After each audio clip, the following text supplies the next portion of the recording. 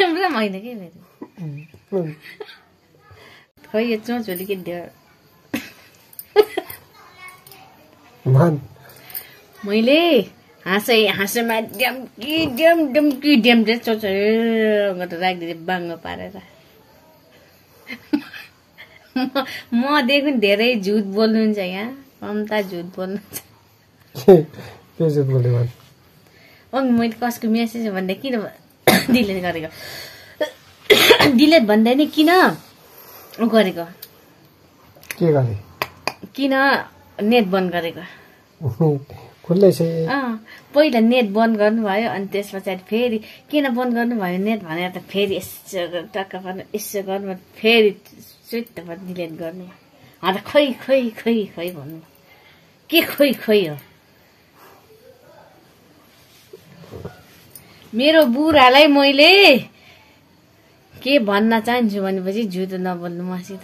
मोबाइलमा कति टुक पारेर कुरा गर्नुहुन्छ त्यो थाहै छैन कोसित कुरा गर्नुहुन्छ कोसित म त यही छेउमै छु अलि बुढो हुनुहुन्छ कसैले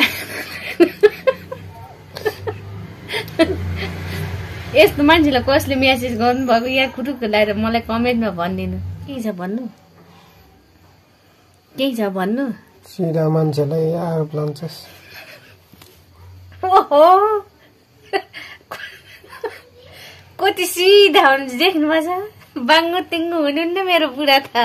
एकदम सिधा भिडियोमा अझ म कस्तो आफूले के थाहा यस्तो सिधा मान्छेलाई मलाई कसले म त बङ्गाएर झारेर ठोटे त बनाइदिन्छु आफूलाई नि लाग्ने अघि मलाई के भन्नुभएको थियो अरे राम हेरेर दादा भने यसले फेरि किन जुसी बसिस मलाई नि लाग्दैन मैले त रातभर सुतेन क्या